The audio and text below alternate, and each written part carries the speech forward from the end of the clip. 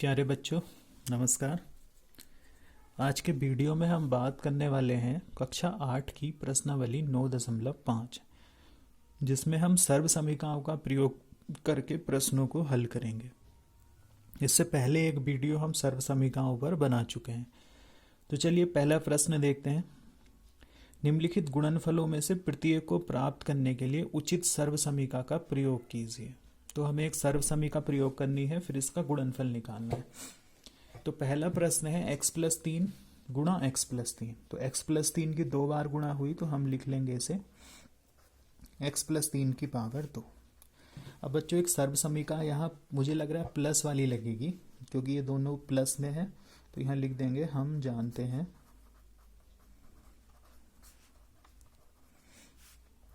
a+b का वर्ग बराबर, सर्व समीकरण x और y में भी लिख सकते हैं, a+b में भी लिख सकते हैं। a+b में मैं यहाँ इसलिए लिख रहा हूँ क्योंकि हमारा दिया गया सवाल x+y में है, x में है।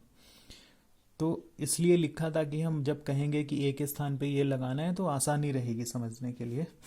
तो ये होता है पहले पद का वर्ग प्लस दोनों की गुणा का दुगना प्लस दूसरे पद का वर्ग, a² plus 2ab plus b²। ये तो a+b है तो ऐसा लिखेंगे। अगर x+3 होगा तो a की जगह 3 लिख लेंगे, जहां जहां a लिखा है a की जगह x लिख लेंगे और b की जगह 3 लिख लेंगे। तो या फिर ऐसे ध्यान रखेंगे पहले पद का वर्ग प्लस दूसरे पद का वर्ग और प्लस दोनों की गुणा का दुगना। अब चाहे ऊपर से मिला के देख लो, जहां a है वहां x है, जहां b है वहां 3 है। देखो अब इसको हल कर लेंगे। x का वर्ग हो जाएगा x² प्लस 2 और 3 की गुणा 2 तिया 6x और प्लस 3 का वर्ग हो जाएगा बच्चों 9। इस तरह से सर्व समीकरण का प्रयोग करके हम इनका गुणनफल निकाल सकते हैं। अब देखते हैं इसका दूसरा प्रश्न। वह है 2x प्लस 5 पहले ब्रैकेट में और दूसरे ब्रैकेट में भी है 2x प्लस 5। तो बच्चों दोनों ब्रैकेट में समान संख्या लिखी है गुणा करने के लिए, तो हम इस तरह से लिख लेंगे 2x प्लस 5 का वर्ग। फिर इसके लिए भी सर्व समीकरण हम जानते हैं कि भैया एक सर्व समीकरण होती है a+b का पूर्ण वर्ग वाली। तो a का वर्ग प्लस 2ab प्लस b²। तो इसके नीचे लिख लो 2x प्लस 5। तो ये हो जाएगा क्या, पहले पद का वर्ग 2x का वर्ग। फिर थोड़ी दूर को लिख लेता हूँ दूसरे पद का वर्ग मतलब 5 का वर्ग, प्लस है तो प्लस दोनों की गुणा का दुगना। दुगने के लिए 2a आ गया, दोनों की गुणा मतलब पहला पद और गुणा दूसरा पद। दूसरा पद 5 है, पहला पद 2x है। तो 2 का वर्ग हो जाएगा बच्चों 4 और x का वर्ग हो जाएगा x² प्लस 2 दूनी 4, 4 पंजे 20x और 5 का वर्ग हो गया 25। इस तरह से हम इसको करेंगे। अब थर्ड देखते हैं। थर्ड है ये 2a-7 और 2a-7। तो ये क्या हो जाएगा बच्चों, 2a-7 का वर्ग। अब फिर से सर्व समीकरण लिख लेंगे।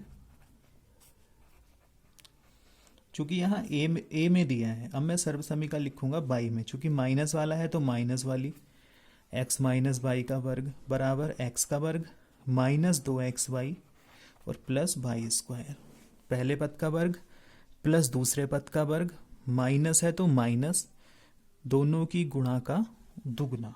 तो वैसे ये हो जाएगा 2a-7 का वर्ग। चाहे तो ऐसे देख लो कि x की जगह 2a लिख लें, y की जगह 7 लिख लें, नहीं तो ऐसे पहले पद का वर्ग प्लस दूसरे पद का वर्ग, दूसरा पद हो गया 7 माइनस दोनों की गुणा का दुगना। दुगने के लिए 2 आ गया, पहला पद हो गया 2a और दूसरा पद हो गया 7। अब इसका वर्ग खोल लेंगे।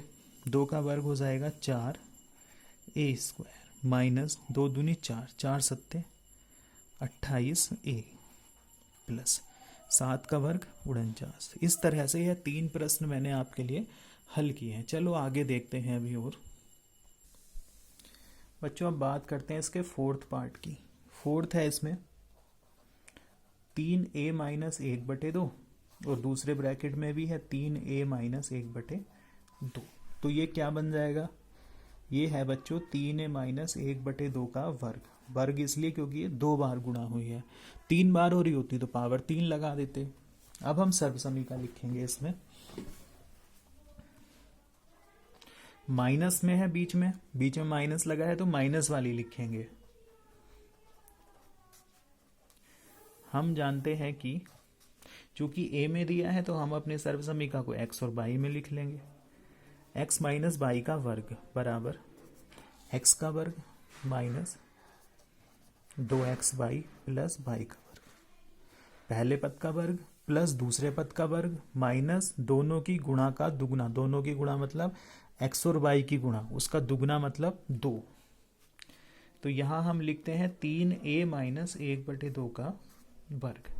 तो पहले पद का वर्ग मतलब पहला पद है 3a तो उसका वर्ग माइनस 2 गुणा दुगने के लिए 2 आ गया, पहला पद 3a दूसरा पद 1/2 और प्लस 1/2 का वर्ग। बच्चों जब माइनस में होता है तो सिर्फ मध्य का पद माइनस आता है, बाकी अन्य दोनों पद प्लस में रहेंगे। तो 3 का वर्ग हो गया बच्चों 9 और a का वर्ग हो गया a²। इस 2 से ये 2 कट गया तो बचा ये माइनस का 3a प्लस 1/4। 1 का वर्ग 1 और 2 का वर्ग 4, ये इसका आंसर है बच्चों। अब इसका 5th क्वेश्चन देखते हैं, वह है 1.1 m प्लस 0.4, 1.1 m माइनस 0.4।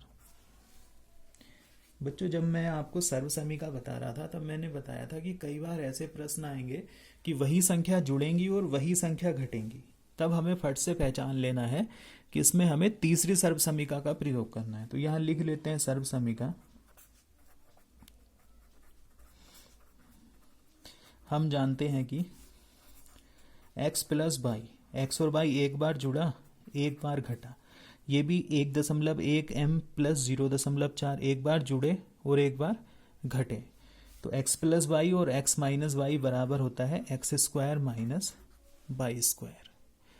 तो वैसे ही 1.1 m प्लस 0.4 और 1.1 m माइनस 0.4, ये इसके जैसा और ये इसके जैसा, तो बराबर होगा 1.1 m का वर्ग और माइनस 0.4 का वर्ग।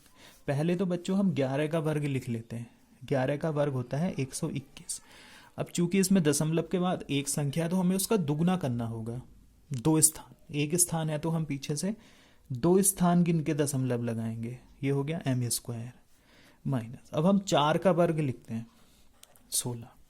यहाँ दशमलव के बाद एक स्थान है, चूंकि वर्ग कर रहे हैं दशमलव संख्या का तो पीछे से उसके दुगने स्थानों में दशमलव लगेगा, तो पीछे से 2 गिन के दशमलव। बच्चों यह होगा इसका उत्तर।